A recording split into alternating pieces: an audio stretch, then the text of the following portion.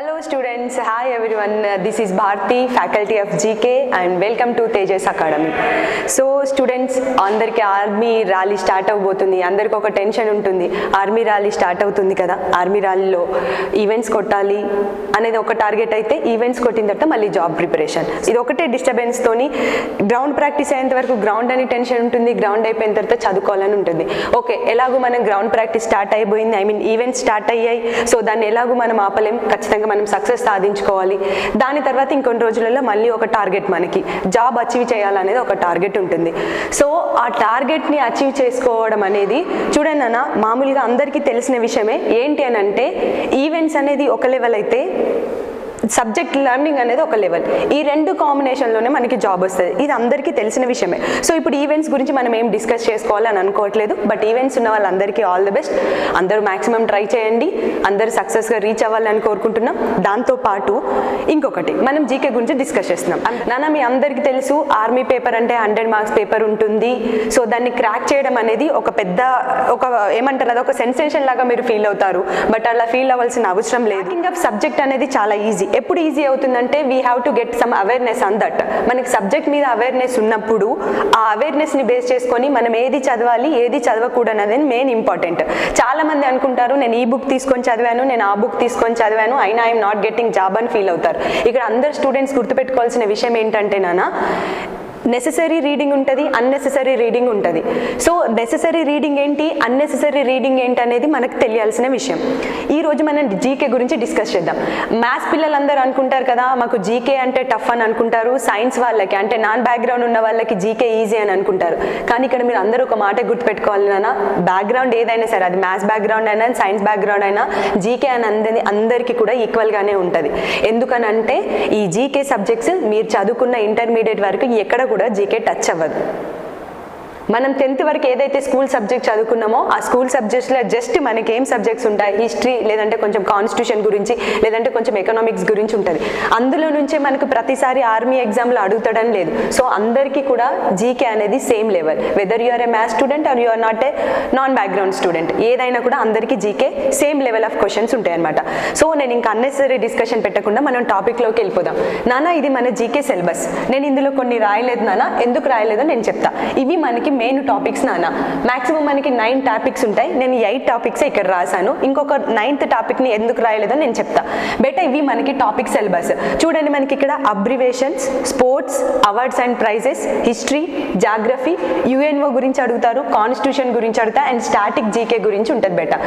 So ఇక్కడ నేను ఇలా ఎందుకు రాశానంటే నాన్న, ఇందులో నుంచి మనకి జీకే నుంచి ఎన్ని మార్క్స్ వస్తాయంటే పిల్లలు 15 మార్క్స్ వస్తాయి నాన్న. 15 క్వశ్చన్స్ ఉంటాయి, అంటే 15 2s 30. Each question carries 2 marks. So మీ అందరికీ తెలుసు కదా నెగిటివ్ మార్కింగ్ ఉంటుందని. ఒకవేళ మనం 100 మార్క్స్కి క్యాలిక్యులేట్ చేస్తే మనకి 0.25 నెగిటివ్ మార్కింగ్ అనేది ఉంటుంది. ఈవెన్ మనం నెగిటివ్ మార్కింగ్ ఉన్నా కూడా మనం జీకేలో 15 మార్క్స్కి 15 స్కోర్ చేయొచ్చు, 15కి 15 స్కోర్ చేయొచ్చు. That is true. చాలా మంది అనుకుంటారు ఈ 15లో నేను ఒక 3 పెట్టి, లేదంటే ఈ 15లో నేను ఒక 5 పెట్టి, జనరల్ సైన్స్లో ఒక 5 పెడతా. మ్యాథ్స్ పిల్లలు ఇలానే అనుకుంటారు, నేను మ్యాథ్స్ చేసుకుంటాలే అని అనుకుంటారు. నో, ఎందుకనంటే ప్రతి year same level of competition ఉంటుందని మనం చెప్పలేం. కాంపిటీషన్ పెరిగినప్పుడల్లా కట్ ఆఫ్ కూడా ఎక్కువ ఉండొచ్చు. అంతకుముందు జీకే ఆర్మీ జీడీ ఎగ్జామ్ రాసిన వాళ్ళకి 18.5 20 మార్క్స్ వచ్చిన జాబ్ వచ్చింది, ఇప్పుడు అవి మార్క్స్ వచ్చినా రావట్లేదు. అంటే అర్థం చేసుకోండి, కాంపిటీషన్ పెరిగిందంటే ద లెవెల్ ఆఫ్ క్వశ్చనింగ్ అనేది కూడా చాలా డిఫరెంట్గా ఉంటుంది. అండ్ ఇక్కడ ఇంకొక పాయింట్ గుర్తుపెట్టుకోండి మీరు, లెవెల్ ఆఫ్ క్వశ్చనింగ్ అనేది డిఫరెంట్గా ఉన్నా కూడా మనకి సిలబస్ సేమ్ సిలబస్ నుంచి అడుగుతారు. ఎప్పుడైనా కూడా గుర్తుపెట్టుకున్నానా, అవుట్ ఆఫ్ ది సిలబస్ ఎవరు కూడా క్వశ్చన్ రేస్ చేయరు, విత్ ఇన్ ది సిలబస్ నుంచి క్వశ్చన్ రేస్ చేస్తారు. ఎలా అడుగుతారు అనేది నేను చెప్తా నాన్న. అబ్రివేషన్స్ బేటా, అబ్రివేషన్స్ నుంచి ఇది ఎవరు అయినా అడగచ్చు, ఇయర్ అడగకపోవచ్చు. అబ్రివేషన్స్ అంటే మీకు తెలుసు కదా, సపోజ్ యుఎన్ఓ అని ఉందనుకో బేటా, యుఎన్ఓ అంటే అబ్రివేషన్ ఏంటి అని అడుగుతాడు, యునైటెడ్ నేషన్ ఆర్గనైజేషన్స్ అని గుర్తుపెట్టుకోండి. లేదు అంటే జిఎస్టీ అంటే ఏంటి అని అడుగుతారు, గూడ్స్ అండ్ సర్వీసెస్ ట్యాక్స్. ఇలాంటి చిన్న చిన్న అబ్రివేషన్స్ అడుగుతారు. చేస్తారు. అంటే అబ్రివేషన్ నుంచి మనకి ఖచ్చితంగా ఎవ్రీ ఇయర్ 1 మార్క్ ఉంటుందని గుర్తుపెట్టుకోండి. Okay, and better sports. నాన్న స్పోర్ట్స్ అంటే అందరు ఏం ఫోకస్ చేస్తారంటే స్పోర్ట్స్ అనగానే స్టూడెంట్స్ అందరు ఒకటే అనుకుంటారు, మేము క్రికెట్ చూస్తున్నాం, క్రికెట్ నుంచి స్పోర్ట్స్ గురించి ఏదైనా క్వశ్చన్ రేస్ చేస్తారు కావచ్చు, అలా ఏదో రేస్ చేస్తారు కావచ్చు, కానీ కరెంట్ అఫైర్ అడుగుతారు కావచ్చు అనుకొని చెప్పేసి అందరు కరెంట్ అఫైర్స్ పైన ఫోకస్ చేస్తారు, షైన్ ఇండియా అంటారు, ఇంకేదో బుక్ అంటారు, టైం అంతా వేస్ట్ చేస్తారు. కానీ ఇక్కడ గుర్తుపెట్టుకున్నానా, మనం రాసేది ఆర్మీ జీడీ, మన సబ్జెక్ట్ పేరు GK, general knowledge. So general knowledge related questions మాత్రమే అడుగుతాడు. మేడం మరి స్పోర్ట్స్లో జనరల్ నాలెడ్జ్ రిలేటెడ్ క్వశ్చన్ అంటే ఏంటంటే నాన్న గుర్తుపెట్టుకోండి బేటా, స్పోర్ట్స్ గురించి అడిగేటప్పుడు వాడు ఒక 3 పాయింట్స్ పైన ఫోకస్ చేస్తున్నాడు. ఎవ్రీ ఇయర్ ఒక 3 పాయింట్స్ మాత్రమే వాడు ఫోకస్ చేస్తున్నాడు. ఆ ఫోకస్ చేసే పాయింట్స్ ఏంటంటే నాన్న స్పోర్ట్స్కి సంబంధించిన పర్సన్స్ గురించి అడుగుతాడు బేటా. స్పోర్ట్స్కి సంబంధించిన పర్సన్స్ 1 మార్క్ ఖచ్చితంగా. స్పోర్ట్స్ సంబంధించిన పర్సన్స్ అంటే ఇప్పుడు మేరీ కోమ్ ఉంది, ఆమె ఏ స్పోర్ట్స్కి సంబంధించిన వ్యక్తి అని అడుగుతారు. ఫర్ ఎగ్జాంపుల్ సైనా నెహ్వాల్ ఉంది, ఆమె ఏ స్పోర్ట్కి సంబంధించింది అడుగుతారు. లేదంటే ఇంకెవరు బ్యాడ్మింటన్ పేర్లు, ఇంకేదో రెజ్లింగ్ సంబంధించిన వాళ్ళ పేర్లు అడుగుతారు, వీళ్ళు దేనికి సంబంధించిన వ్యక్తులని అడుగుతారు, అంటే ఏ ఆటకి చెందిన వ్యక్తులని అడుగుతారు. ఇలా ఖచ్చితంగా ఒక క్వశ్చన్ ఉంటుంది. లేదు అంటే నాన్న ఇంకా ఏం అడుగుతాడు స్పోర్ట్స్ రిలేటెడ్ అంటే ట్రోఫీస్ గురించి అడుగుతాడు. ట్రోఫీస్ గురించి అడుగుతాడు. నానా it's comes under static GK, but ఇది స్పోర్ట్స్ రిలేటెడ్ క్వశ్చన్ కాబట్టి నేను ఇక్కడ చెప్తున్నా. ట్రోఫీస్ తెలుసు కదా బెట్ట, ఆగా ఖాన్ కప్ అంటే ఏంటిది, దులీప్ కప్ అంటే ఏంటి, ఇలాంటి కొన్ని కప్స్ గురించి అడుగుతాడు అనమాట. ఇలాంటి కప్స్ గురించి అడిగి ఇది ఏ ఆటకి సంబంధించింది అడుగుతాడు. అలా మనకు ఒక క్వశ్చన్ రైజ్ అవుతుంది. ఓకే, అండ్ బేటా ఈ స్పోర్ట్స్ నుంచి ఇంకొక కేటగిరీ ఏమొస్తుంది అంటే నాన్న బేటా మన అందరికీ తెలుసు, ప్రతి గేమ్ ఆడాలంటే కూడా గేమ్లో కొంతమంది సభ్యులు ఉండాలి. మీకు తెలుసు, ఇప్పుడు క్రికెట్ ఆడాలంటే 11 మెంబర్స్ ఉండాలి, సంథింగ్ చెస్ ఆడాలి అంటే 2 మెంబర్స్ ఉండాలి, బ్యాడ్మింటన్ అయితే సింగిల్ ప్లేయర్స్ ఉంటారు, డబుల్ ప్లేయర్స్ ఉంటారు. ఇలా మనకి ప్లేయర్స్ లిస్ట్ ఉంటుంది కదా బేటా. సో మనకి సంబంధించి ఈ స్పోర్ట్స్ సంబంధించి ప్లేయర్స్ ఎంతమంది అని అడుగుతారు. ఒక వాటర్ పోలో గేమ్ అని ఇస్తారు, వాటర్ పోలో గేమ్లో ఎంతమంది ఆడుతారు, లేదంటే టెన్నిస్ ఇస్తాడు, టెన్నిస్లో ఎంతమంది అని అడుగుతాడు, కబడ్డీ గురించి అడిగి కబడ్డీలో ఎంతమంది ప్లేయర్స్ ఆడాలి అని చెప్పేసి ఇలా కొన్ని గేమ్స్ గురించి అడుగుతారు. అంటే అర్థమైంది కదా నాన్న, అబ్రివేషన్ నుంచి 1 మార్క్ వస్తే మనకి స్పోర్ట్స్ రిలేటెడ్ పైన మినిమం 2 to 3 క్వశ్చన్స్ కంపల్సరీ బేటా. 2 to 3 క్వశ్చన్స్ కంపల్సరీగా అడుగుతాడు గ్యారంటీడ్గా. వితౌట్ దట్ క్వశ్చన్ మనకి క్వశ్చన్ పేపర్ అనేది ఉండదు.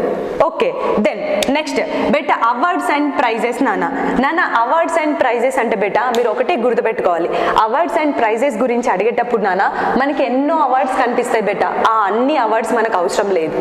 నేను ఇందాక బిగినింగ్ ఆఫ్ ద క్లాస్ నేను ఒక మాట చెప్పాను, నెసెసరీ సబ్జెక్ట్ ఉంటుంది, అన్నెసెసరీ సబ్జెక్ట్ ఉంటుంది. నాన్న ఈ సబ్జెక్ట్ ఎవరికైనా సరే, మీరు ఆర్మీ రాస్తున్నారా, కోస్ట్ గార్డ్ రాస్తున్నారా, ఎన్డీఏ రాస్తున్నారా, ఇంకా ఐఎస్ఆర్ రాస్తున్నారా, ఏది రాసినా కూడా సేమ్ సిలబస్ బేటా.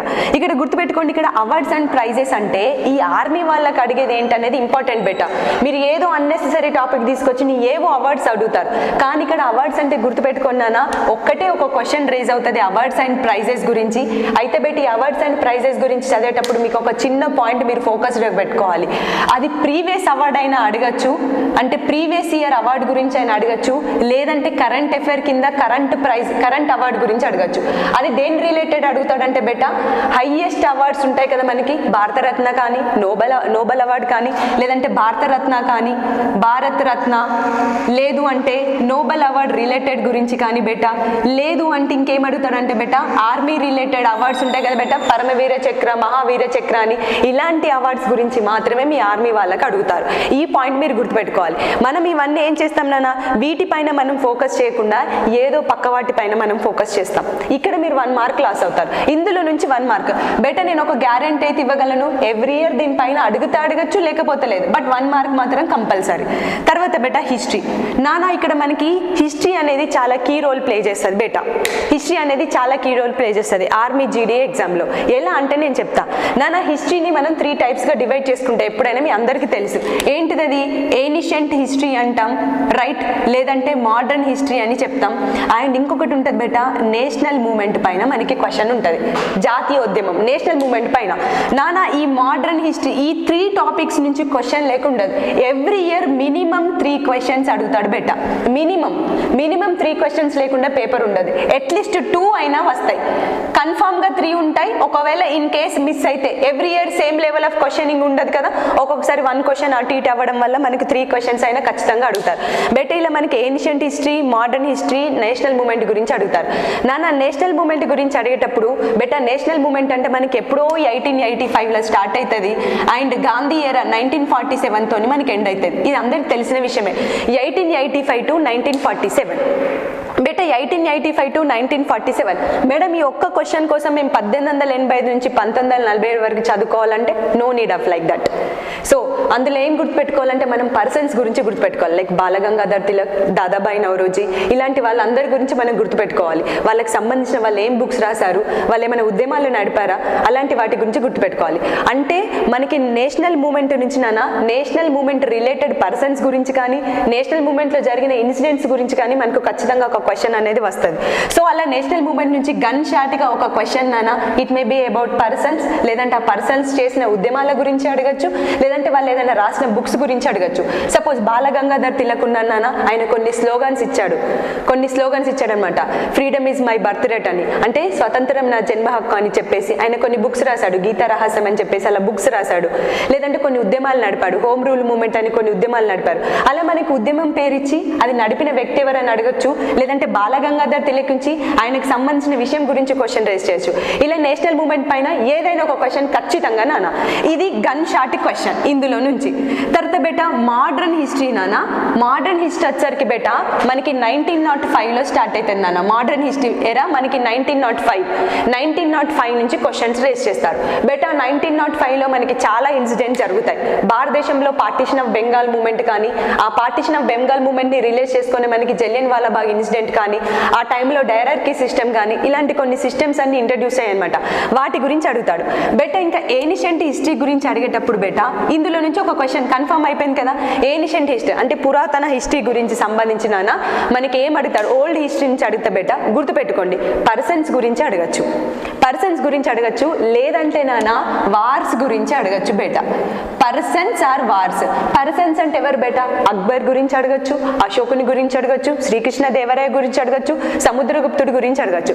ఇలా ఒక పర్సన్ గురించి మాత్రం ఖచ్చితంగా అడుగుతారు. మీరు వాళ్ళ గురించి అంత డెప్త్ గా చదువుకోవాల్సిన అవసరం లేదు, ఆ పర్సన్స్ గురించి తెలుసుకుంటే సరిపోతుంది. నాన్న వార్స్ వచ్చేసరికి బేటా మనకి చాలా యుద్ధాలు జరుగుతాయి నాన్న. వార్స్ నుంచి ఒక క్వశ్చన్ కన్ఫర్మ్. వార్స్ నుంచి అడిగేటప్పుడు బేటా ఎలా అడుగుతాడంటే నాన్న ఈ ఏన్షియంట్ హిస్టరీలోనే ఒకసారి పర్సన్స్ గురించి అడుగుతాడు, లేదంటే వార్స్ గురించి అడుగుతాడు. కానీ బేటా గుర్తుపెట్టుకోండి వార్స్ నుంచి మాత్రం ఒక క్వశ్చన్ కన్ఫర్మ్. నేషనల్ మూమెంట్ నుంచి ఒక క్వశ్చన్ కన్ఫర్మ్ బేటా, వార్స్ నుంచి ఖచ్చితంగా ఒక క్వశ్చన్ కన్ఫర్మ్. ఈ రెండు టాపిక్స్ కన్ఫర్మ్. ఇంకొక క్వశ్చన్ వాని ఇంట్రెస్ట్ ఆ టైంలో ఎలా ఉందో ఆ ఇంట్రెస్ట్ని బట్టి అడుగుతాడు. నాన్న వార్స్ అంటే మీకు తెలుసు కదా మనకి చాలా యుద్ధాలు జరిగినాయి. ప్లాసీ మూమెంట్ జరుగుతుంది, సిపాయి ముట్నీ జరుగుతుంది, లేదంటే ఆంగ్లో కర్ణాటక వారు జరుగుతుంది, ఆంగ్లో మరాఠా వారు జరుగుతాయి. బేటా ఈ బాటిల్స్ ఎప్పుడు జరిగినాయి అని అడుగుతాడు. సపోజ్ ఎగ్జాంపుల్ చూడండి, ప్లాసీ యుద్ధం ఎప్పుడు జరిగింది అడుగుతాడు. ప్లాసీ వార్ 1757 జరిగింది. జస్ట్ ప్లాసీ యుద్ధం ఎప్పుడు జరిగింది అనేది మీరు గుర్తుపెట్టుకుంటే జరుగుతుంది. దాని పూర్వ పదాలు మనకు అవసరం లేదు, ఈ మాత్రం గుర్తుపెట్టుకోండి. చలో అది హిస్టరీ గురించి. తర్వాత బేటా జాగ్రఫీ. నాన్న హిస్టరీ ఎంత కీ రోల్ ప్లే చేస్తుందో ఆర్మీ పేపర్లో జాగ్రఫీ కూడా అంతే ప్రియారిటీ ఉంటుంది బేటా. నాన్న ఇక్కడ జాగ్రఫీ అంటే మనకు చాలా టాపిక్స్ కవర్ అవుతాయి నాన్న. ఎగ్జాంపుల్ జాగ్రఫీ అంటే మనకి చాలా టాపిక్స్ కవర్ అయ్యే దాంట్లో బేటా రివర్స్ ఒకటి మెయిన్ బేటా మనకి, అండ్ పీక్స్ ఒకటి నాన్న. పీక్స్ గురించి మనకు అడుగుతాడు. అండ్ సాయిల్ రిలేటెడ్ క్వశ్చన్స్ ఉంటుంది నాన్న, సాయిల్స్ రిలేటెడ్ గురించి ఉంటుంది. ఒకటి డ్యామ్స్ గురించి కూడా అడుగుతాడు బేటా, లేదంటే వాటర్ ఫాల్స్ గురించి అడుగుతాడు నాన్న, వాటర్ ఫాల్స్ గురించి అడుగుతాడు. లేదంటే ఇంకేం చెప్పుకోవచ్చు అంటే నాన్న మనకి స్టేషన్స్ ఉంటాయి కదా బేటా, ఇండస్ట్రీస్, కొన్ని ఇండస్ట్రీస్ ఉంటాయి కదా పవర్ స్టేషన్స్, అలాంటి ఇండస్ట్రీస్ పైన ఇదంతా కూడా మనకి జాగ్రఫీ రిలేటెడ్. అయితే బేటా ఎవ్రీ ఇయర్ మనకి జాగ్రఫీ నుంచి కూడా ఎన్ని మార్క్స్ ఉంటాయంటే నాన్న 2 to 3 మార్క్స్ ఉంటాయి బేటా. జాగ్రఫీ నుంచి కూడా మనకి 2 to 3 మార్క్స్ ఉంటాయి. ఇది కన్ఫర్మ్, ఖచ్చితంగా 2 to 3 మార్క్స్ ఉంటాయి నాన్న. చిన్న బిట్ కొంచెం మీరు ఫోకస్ చేయగలిగితే ఈ హిస్టరీ నుంచి జాగ్రఫీ నుంచి ఖచ్చితంగా కాన్స్టిట్యూషన్ నుంచి ఇందులోనే మీకు 10 మార్క్స్ కవర్ అయిపోతాయి బేటా. 15 మార్క్స్లో 10 మార్క్స్ ఇక్కడే కవర్ అవుతాయి. గన్ షాట్ క్వశ్చన్స్ నాన్న. రివర్స్ గురించి అడుగుతాడు, రివర్ రిలేటెడ్ క్వశ్చన్స్ ఏదైనా అడగచ్చు. నాన్న question to answer, that's it. Question to answer అంటే ఏంటిది, మన ఇండియాలో ఉన్న అతిపెద్ద రివర్ ఏంటి, బిగ్గెస్ట్ రివర్ ఏంటి అని అడుగుతాడు. లేదంటే ఇప్పుడు సపోజ్ నాన్న మనకి నాగార్జున సాగర్ డ్యామ్ ఉంది, ఆ డ్యామ్ ఏ రివర్ పైన కన్స్ట్రక్ట్ చేశారని అడుగుతారు. కృష్ణ రివర్ పైన కన్స్ట్రక్ట్ చేశారు. ఇలా క్వశ్చన్ టు ఆన్సర్ ఉండే క్వశ్చన్స్ మాత్రమే అడుగుతారు. అడుగుతారు. మనల్ని కన్ఫ్యూజ్ చేసే ఎలాంటి క్వశ్చన్స్ కూడా అడగరు, డైరెక్ట్ క్వశ్చనింగ్ ఉంటుంది. తర్వాత బెట పీక్స్ గురించి అడుగుతాడు. నాన్న హైయెస్ట్ పీక్స్ బెట మనం పీక్స్ గురించి చదివేటప్పుడు మన భారతదేశంలోని అంటే ప్రపంచంలోని ఎత్తైన ఎవరెస్ట్ శిఖరం గురించి చదువుకోవడంతో పాటు నాన్న వివిధ దేశాలలో ఉన్న హైయెస్ట్ పీక్స్ గురించి కూడా మనం తెలుసుకోవాలి. ఏ దేశంలో ఇప్పుడు సపోజ్ ఆఫ్రికా తీసుకుంటే కిలిమంజారో, ఇలా డైరెక్ట్ క్వశ్చనింగ్ ఉన్న ఆన్సర్స్ మనం చదివితే సరిపోతుంది. అలా పీక్స్ గురించి అడుగుతాడు. నాన్న సాయిల్ గురించి అడిగేటప్పుడు మనకి ఏ సాయిల్ పర్సంటేజ్ ఎంత ఉంది, లేదంటే ఒక క్రాప్ నేమ్ ఇచ్చి ఆ క్రాప్ అనేది ఏ సాయిల్లో కల్టివేట్ చేస్తారనే క్వశ్చన్ అడుగుతాడు. లేదంటే బెటర్ డ్యామ్స్ నాన్న కొన్ని మనకు ఉన్నాయి కదా, బాక్రా నంగల్, హిరాకుడ్ డ్యామ్ అని చెప్పేసి, కొన్ని సట్లేజ్ అని చెప్పేసి ఇలాంటి కొన్ని డ్యామ్స్ ఉన్నాయి కదా బెట, ఇలాంటి డ్యామ్స్ గురించి అడుగుతాడు. లేదంటే ఒక సట్లేజ్ అని లేదంటే ఒక బాక్రా నంగల్ డ్యామ్ ఇచ్చి లేదంటే హిరాకుడ్ డ్యామ్ ఇచ్చి అది ఏ రివర్ పైన కన్స్ట్రక్ట్ చేశారు, లేదంటే హిరాకుడ్ డ్యామ్ కు ఉన్న స్పెషాలిటీ ఏంటి అని అడుగుతారు. అదొకటి గుర్తుపెట్టుకోండి. అండ్ బెట వాటర్ ఫాల్స్ నాన్న ఖచ్చితంగా వాటర్ ఫాల్స్ రిలేటెడ్ క్వశ్చన్ ఒకటి ఉంటుంది. అండ్ తర్వాత ఏముంటుందంటే బెట ఇండస్ట్రీస్ నాన్న. ఇక్కడ ఇండస్ట్రీస్ అంటే బెట మన ఇండియాలో ఉన్న మేజర్ ఇండస్ట్రీస్ గురించి అడుగుతాడు. నాన్న ఇక్కడ ఇండస్ట్రీస్ అంటే not only industries, power plants ఉంటాయి కదా బెట, పవర్ ప్లాంట్స్ ఉంటాయి కదా, థర్మల్ ఆర్గనైజేషన్స్ అంటాం కదా, పవర్ స్టేషన్స్ అంటే జల విద్యుత్ కేంద్రాలు ఉంటాయి కదా బెట, ఆ జల విద్యుత్ కేంద్రాల గురించి కానీ, లేకపోతే స్టీల్ ఇండస్ట్రీస్ ఉంటాయి కదా బిలాయ్, రూర్కేలా, దుర్గాపూర్, ఇలాంటి జంషెడ్పూర్, ఇలాంటి ఇండస్ట్రీస్ ఉంటాయి కదా, ఇలాంటి ఇండస్ట్రీస్ పైన నుంచి ఒక క్వశ్చన్ కన్ఫర్మ్ గా అడుగుతాడు. అంటే ఇవన్నీ జాగ్రఫీ రిలేటెడ్ క్వశ్చన్. నానా మనం ఇందులో ఈ టాపిక్స్ మన ఇందులో ఉన్న ఒక 6 టాపిక్ చదువుకుంటే బెట మినిమం 3 మార్కులు కంపల్సరీ నాన్న, minimum 3, minimum, I'm not saying maximum, minimum 3 అడుగుతున్నాడంటే మాక్సిమం ఎన్నైనా అడగచ్చు. ఒక్కొక్కసారి ఒక్కొక్క వెయిటేజ్ ఎక్కువగా ఉంటుంది. లాస్ట్ ఇయర్ హిస్టరీ వెయిటేజ్ ఎక్కువ ఉందంటే ఈరోజు జాగ్రఫీ వెయిటేజ్ ఎక్కువ ఉండొచ్చు, లేదంటే జాగ్రఫీ వెయిటేజ్ ఎక్కువ ఉన్నప్పుడు హిస్టరీ వెయిటేజ్ ఎక్కువ ఉండొచ్చు. అంటే అర్థం ఏంటినా మినిమం 6 to 7 మార్క్స్ ఈ 2 టాపిక్స్ తోనే కవర్ చేస్తున్నాడు వాడు. ఇది ఒకటి గుర్తుపెట్టుకోండి. అండ్ తర్వాత బెట యుఎన్ఓ గురించి డిస్కస్ చేద్దాం. నాన్న యుఎన్ఓ యునైటెడ్ నేషన్ ఆర్గనైజేషన్, నాన్న గన్ షాట్ క్వశ్చన్ ఒకటి ఖచ్చితంగా గన్ షాట్ క్వశ్చన్. యుఎన్ఓ మీద క్వశ్చన్ లేకుండా ఎలాంటి టాపిక్ ఉండదు. నాన్న ఇక్కడ గుర్తుపెట్టుకోండి, యుఎన్ఓ అంటే ఏంటి పిల్లలు, యునైటెడ్ నేషన్ ఆర్గనైజేషన్స్ అని అంటున్నాం కదా. యునైటెడ్ నేషన్ ఆర్గనైజేషన్స్ అంటే దానికి సంబంధించిన సంస్థలు, ఆర్గనైజేషన్స్ గురించి అడుగుతాడు. సింపుల్ క్వశ్చన్స్ అడుగుతాడు బెట. ఎలా అంటే వరల్డ్ బ్యాంక్ ఎక్కడుంది, లేదంటే వరల్డ్ బ్యాంక్ యొక్క ఆర్గనైజేషన్ హెడ్ క్వార్టర్స్ ఎక్కడున్నాయి, లేదంటే యూనిసెఫ్ హెడ్ క్వార్టర్స్ ఎక్కడున్నాయి, వాషింగ్టన్ డీసీలో ఏముంది, ఇలాంటి చిన్న చిన్న క్వశ్చన్ రేస్ చేస్తాడు. అంటే నాన్న మీకు ఇప్పుడు ఒక కాన్సెప్ట్ అర్థమవుతుంది కదా, మనం ఎంతో డెప్త్గా చదువుతాం కానీ అంత డెప్త్గా చదివిన క్వశ్చన్స్ అన్నీ కూడా మనకి ఎగ్జామ్లు ఇవ్వకపోవచ్చు. అంటే దీని అర్థం ఏంటిది, ఒక టాపిక్ పైన మనకు అవేర్నెస్ ఉండాలి. ఇప్పుడు యుఎన్ఓ గురించి చదువుతున్నామంటే యుఎన్ఓ రిలేటెడ్ టాపిక్స్ అన్నీ చదివితేనే మీకు అందులోంచి ఒక క్వశ్చన్ వస్తుంది. ఇప్పుడు నేను అడిగినట్టుగా ఎవ్రీ ఇయర్ అదే చిన్న క్వశ్చన్ అడగకపోవచ్చు, UK related UNO related question ఏదైనా అడగచ్చు. అందుకే మనం ఈ కాన్సెప్ట్ చదవాలి. బట్ ఇక్కడ గుర్తుపెట్టుకోండి, ఇవి నేను రాసిన టాపిక్స్ అనేవి మీకు 1 మార్క్ లాగానే అనిపిస్తున్నాయి కావచ్చు, but these are the huge topics, చాలా పెద్ద టాపిక్స్. ఈ టాపిక్లో నుంచి ఏదో ఒక క్వశ్చన్ అడుగుతాడు. అర్థమైంది కదా, ఇదే ఇప్పుడు నేను బోర్డు పైన రాసిన క్వశ్చనే అడుగుతాడని కాదు, అందులో నుంచి వాడు డెప్త్గా అడగచ్చు, మరీ ఈజీగా అడగచ్చు, లేదంటే యావరేజ్గా కూడా అడగచ్చు. We cannot say. Okay, so UNO నుంచి 1 మార్క్ ఖచ్చితంగా. కాకపోతే బెట్ట మనం ఒకటి గ్యారంటీ అయితే ఇవ్వగలం, ఇప్పుడు నేను ఏదైతే పర్సంటేజ్ ఆఫ్ మార్క్స్ చెప్తున్నానో దానికి మాక్సిమం 99% నేను ఖచ్చితంగా చెప్పగలను. ఈ లెవెల్ ఆఫ్ క్వశ్చనింగ్ మాత్రమే ఉంటుంది. ఇన్ని మార్క్స్ అడుగుతాడని నేను 99% గ్యారంటీ ఇవ్వగలుగుతా. ఓకే, తర్వాత బెట మెయిన్ నాన్న కాన్స్టిట్యూషన్. నాన్న ఈ కాన్స్టిట్యూషన్ నుంచి కూడా మనకి మినిమం 2 to 3 క్వశ్చన్స్ బెట. అంటే ఇక్కడ అర్థమైంది కదా నాన్న, మన focused topic history, geography, constitution, focused point ఇవన్నీ. నాన్న కాన్స్టిట్యూషన్ అనేది మీకు ఒక చిన్న విషయం చెప్పాలి నాన్న. కాన్స్టిట్యూషన్ అంటే అందరూ చిన్నది అని అనుకుంటారు. కాన్స్టిట్యూషన్ అంటే భారత రాజ్యాంగం అంటే ఏంటో తెలిస్తే సరిపోతుంది అనుకుంటాం. బెటర్ గుర్తు పెట్టుకోండి, మన భారతదేశాన్ని నడిపించేదంతా రాజ్యాంగమే, కాన్స్టిట్యూషన్లే. ఈ కాన్స్టిట్యూషన్లో మనకి 448 ఆర్టికల్స్ ఉన్నాయి, 12 షెడ్యూల్స్ ఉన్నాయి, 25 పార్ట్స్ ఉన్నాయి. 448 ఆర్టికల్ని బేస్ చేసుకొని మన ఇండియా మొత్తం రన్ అవుతుంది. అంత పెద్ద కాన్స్టిట్యూషన్ని మీరు 1 మంత్లో కంప్లీట్ చేయలేరు. కానీ మన దగ్గర ఒక ట్రిక్ ఉంటుంది, అది మన కాలేజ్లో మాత్రమే తెలుసుకుందాం. సో బెట ఈ కాన్స్టిట్యూషన్ నుంచి మనకి ఖచ్చితంగా 2 to 3 క్వశ్చన్స్ ఉంటాయి నాన్న. ఆ కాన్స్టిట్యూషన్ గురించి అడిగేటప్పుడు మనకు ఆ 2-3 క్వశ్చన్స్ అనేవి కాన్స్టిట్యూషన్ రిలేటెడ్, అంటే పొలిటికల్ పర్సన్స్ గురించి అడగచ్చు, కరెంట్ అఫైర్ క్వశ్చన్ రావచ్చు దాని నుంచి, లేదనంటే ఎవరైనా లోక్సభ స్పీకరో, లేదంటే హైకోర్టు గురించి అడగచ్చు, సుప్రీంకోర్టు గురించి అడగచ్చు, ప్రెసిడెంట్ గురించి అడగచ్చు, లోక్సభ స్పీకర్ గురించి అడగచ్చు, ఏదైనా అడగచ్చు. బట్ వీ కాంట్ సే ఇదే క్వశ్చన్ అడుగుతాడని మనం చెప్పలేం. ఆ కాన్స్టిట్యూషన్ రిలేటెడ్ క్వశ్చన్ ఏదైనా అడగచ్చు. అలా 2-3 క్వశ్చన్స్ మనకి ఖచ్చితంగా కాన్స్టిట్యూషన్స్ వస్తాయి నాన్న.